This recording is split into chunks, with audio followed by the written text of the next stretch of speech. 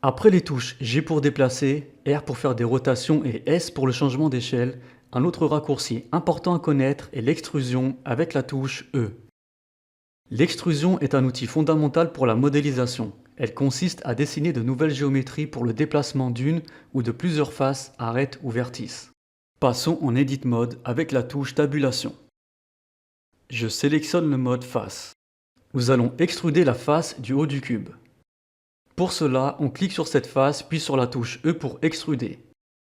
On vient ensuite glisser la souris puis ajuster l'emplacement de la face. Faites un clic gauche pour valider l'emplacement. On peut également contraindre l'extrusion selon un axe. Par exemple, je fais E, X, puis Entrée. Pour une extrusion plus précise, je tape tout simplement E, puis sur le chiffre que je souhaite via le pavé numérique, et sur Entrée pour valider. Il est également possible de faire une extrusion par cran en fonction de la grille via la touche CTRL. Exemple, je sélectionne une face. J'appuie sur E puis je reste appuyé sur CTRL. Lorsque je bouge la face, le mouvement se fait par cran. Si à la place de la touche E j'appuie sur Shift, le déplacement se fait de façon plus adoucie pour un meilleur contrôle. Contrairement à la touche raccourci G pour le déplacement, l'extrusion se fera automatiquement en fonction de la normale de la face extrudée. Une normale est un vecteur perpendiculaire ou orthogonal à une face. Elle va indiquer son orientation. Quel que soit l'angle de la face, son vecteur y sera perpendiculaire. Pour afficher les normales, il faut aller dans l'Overlay puis dans Normal. Cochez cette case pour les faces. Nous verrons ensuite des traits bleus sur chacune des faces de la modélisation. Pour rétrécir ou agrandir ces traits, il faut glisser la souris dans Size. Je vais les agrandir pour mieux les voir. Ces traits sont tous perpendiculaires à leur face. De ce fait, lorsqu'on extrude, la face s'oriente dans le sens du trait bleu, le vecteur de la normale. Sur le cube, nous pouvons voir clairement l'orientation de ces vecteurs. Je vais également rajouter une icosphère sur la scène, car cette sphère possède des faces dans plusieurs sens.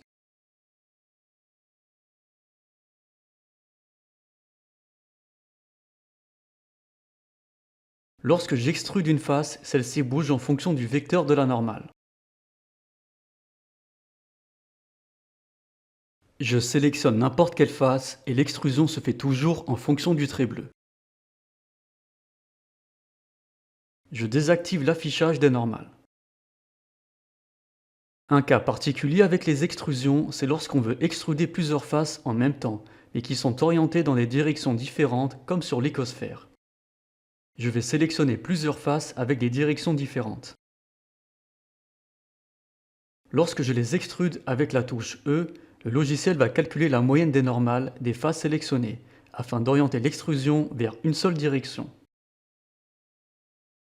Cependant, nous avons à notre disposition des options permettant d'extruder plusieurs faces exclusivement en fonction de leur vecteur. Ces deux options sont Extrude Face along Normal et Extrude Individual Face. Je rajoute cette fois-ci deux UV-sphères pour montrer la différence entre ces deux types d'extrusion.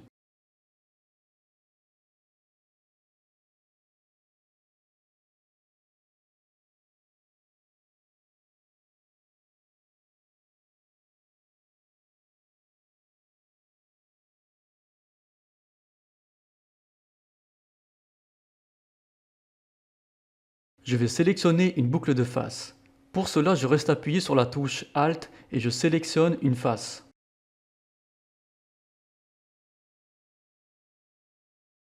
Pour choisir une boucle horizontale, j'appuie sur ce côté de la face. Et une boucle verticale de ce côté. Nous verrons les sélections avancées dans un autre chapitre. Après les avoir sélectionnées, j'appuie sur la touche 7 du pavé numérique pour avoir une vue de dessus. Je fais un clic droit. Là, nous pouvons voir les deux options précédentes. Pour cette sphère, je vais cliquer sur Extrude Face along Normal. Je bouge la souris pour extruder, et là nous voyons que toutes les faces sont bien extrudées en fonction de leur normale. Je refais la même chose avec la deuxième sphère. Je clique sur Alt, puis je clique sur une face pour sélectionner toute la boucle. Cette fois-ci, je choisis Extrude Individual Face.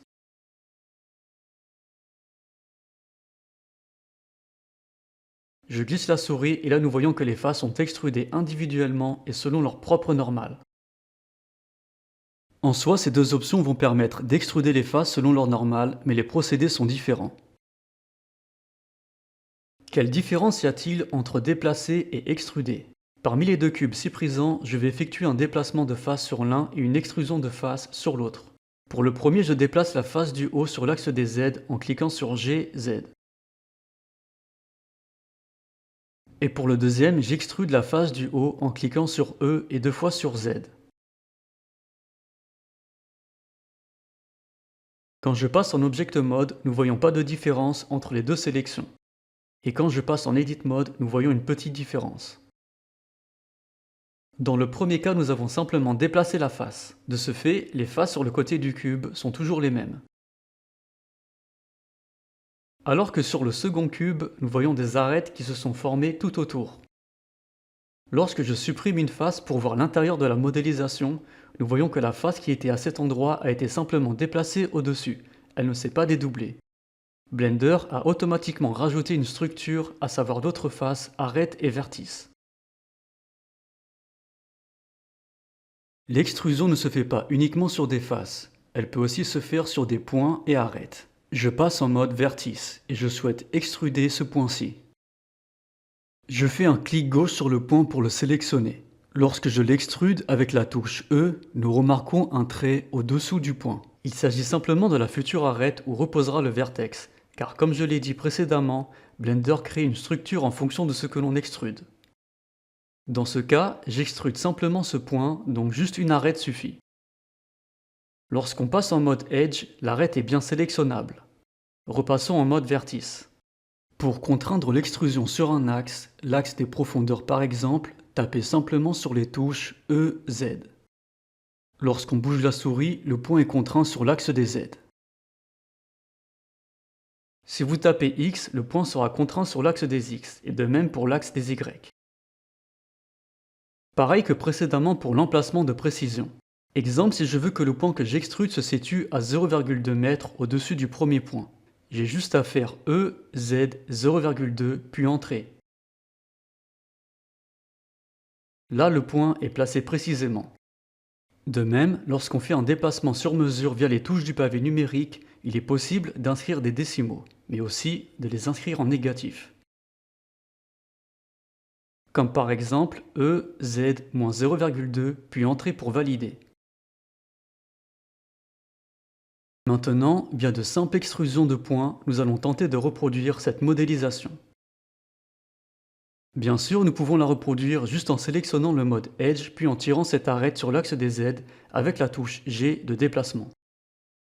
Cependant, nous allons le faire via l'extrusion. En modélisation 3D, il y a de multiples moyens pour arriver à ces fins. Il n'existe pas qu'une seule façon pour modéliser telle ou telle chose. On vient sélectionner ce vertex. On fait E, Z, 0,5, Entrée. Puis on fait de même pour l'autre vertex.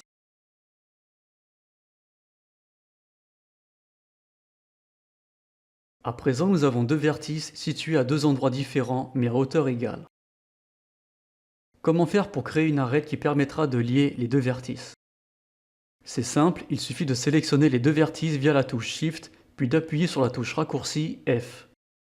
Cette touche permet de créer des edges mais aussi des faces. Une arête est constituée de deux vertices, donc pour en créer une, il suffit de sélectionner deux vertices et d'appuyer sur la touche F. Une arête se crée entre ces deux vertices. Une face est constituée minimum de 3 vertices, donc pour en créer une, il faut sélectionner ces 3 vertices puis appuyer sur la touche F. Si je souhaite créer une face à cet emplacement, il sera possible puisque nous avons 4 vertices. On va venir sélectionner ces 4 points avec la touche Shift enfoncé. Ensuite, appuyez sur la touche F. Avant de créer une face à un autre endroit, il est important de désélectionner nos vertices via un clic gauche sur la grille. Si on ne le fait pas, cela pourrait engendrer des problèmes de face et donc une erreur de modélisation. Exemple, si je souhaite créer une face sur le côté et que je ne désélectionne pas les autres faces. Cela pourrait créer ce genre de choses qui est à bannir en modélisation 3D. Ce type de face non clairement identifiable est ce qu'on appelle une géométrie non manifold. On la reconnaît grâce à l'apparence plus foncée comparée aux autres faces et l'absence d'arêtes. Il peut y avoir plusieurs causes de géométrie non manifold. De manière générale, ce type de géométrie n'existe pas dans le monde réel. Une imprimante 3D ne pourra pas imprimer une face non manifold. Une surface manifold définit un volume. Dans le cas d'un cube, un sommet doit être partagé par 3 arêtes. Une arête doit être partagée par 2 faces pour qu'elle soit classée manifold. Pour supprimer cette anomalie, dans ce cas présent, c'est simple. Il suffit de cliquer sur cette face, puis d'appuyer sur X et de sélectionner Delete Face. Dans des cas où la modélisation est plus grande ou complexe et qu'on ne sait pas où se situe cette zone, commencez par sélectionner tout l'objet avec la touche A, puis allez dans la rubrique Mesh. Dans Clean Up, sélectionnez Split non-planar Face. La surface posant problème sera supprimée et sera remplacée par une autre structure. Revenons à notre modélisation. Pour aller plus vite, nous aurions pu aussi sélectionner les 2 vertices en même temps, avec la touche Shift. Et comme lorsqu'on extrude, une structure se crée. La face apparaît automatiquement vu que nous avons à présent les 4 vertices. On sélectionne ces 3 vertices puis on appuie sur la touche F. On fait la même chose de l'autre côté.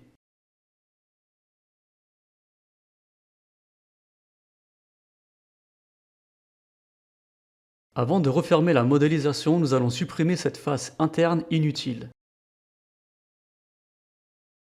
On active le mode face et on vient sélectionner celle-ci. Pour supprimer une face, un edge ou un vertex, il faut appuyer sur la touche X ou Sup en haut des flèches du clavier. Mais si on le supprime avec la touche X, un menu apparaîtra. La première rubrique sert à supprimer des composants. Nous avons le choix entre les vertices, edge, face, ou bien seulement les arêtes et les faces, ou seulement les faces. Dans notre cas, il s'agit simplement d'une face, donc on clique sur cette option. Je supprime aussi la face qui était en dessous. On vient sélectionner les 4 vertices, puis on clique sur la touche raccourci F. La modélisation est à présent terminée. Nous retrouvons les fonctions concernant les extrusions via le petit onglet dans la barre d'outils. Lorsqu'on reste appuyé dessus, il y a diverses options qui apparaissent. On commence par la première qui est le Extrude Région. C'est comme si on faisait une extrusion classique avec la touche raccourci E. Nous pouvons extruder les faces, arêtes ou vertices. Exemple avec la face. Je clique sur cet outil puis je sélectionne une des faces. Tout de suite apparaît une petite poignée jaune avec un plus en son embout. Lorsqu'on tire dessus, nous extrudons tout simplement la face sélectionnée.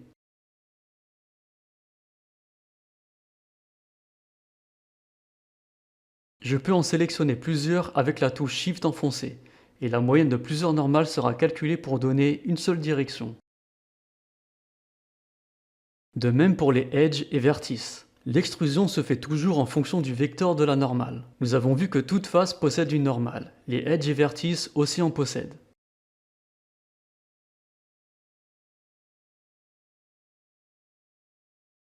Nous retrouvons les options Extrude Face along normal et Extrude Individual Face. Les 2 options agissent de la même manière. Il faut sélectionner des faces et tirer la poignée.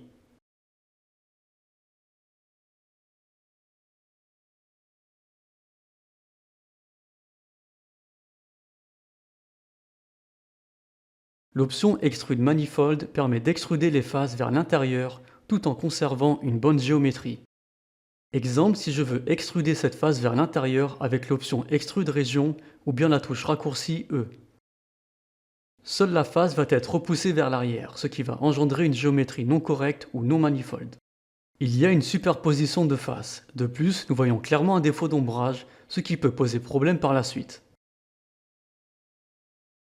Je fais CTRL Z. Maintenant, lorsque je fais l'opération avec l'outil Extrude Manifold, je pousse la face vers l'intérieur et automatiquement, la structure se déforme correctement. Le logiciel va couper les angles de façon correcte. Nous pouvons maintenant sélectionner toutes les faces sans qu'elles ne se superposent ou que cela engendre une surface non manifold. Enfin, la dernière option permet d'extruder en fonction de la position de notre curseur de souris. Pour cela, il faut d'abord sélectionner une face en mode sélection, puis on clique sur l'outil Extrude au curseur. Ensuite, il suffit de faire des clics gauche sur la grille pour extruder.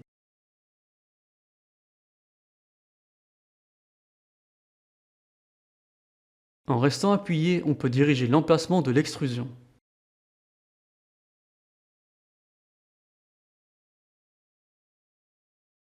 Cette fonction peut être pratique lorsqu'on change de point de vue. Exemple, avec une vue de dessus via la touche 7 du pavé numérique. Juste avant, je sélectionne l'outil Sélection. Je viens sélectionner cette face sur le côté. Ensuite, je repasse en mode vue de dessus.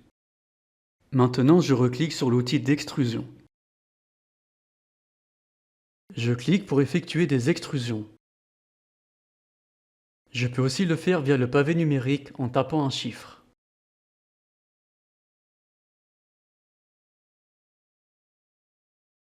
Il est aussi possible de faire des rotations.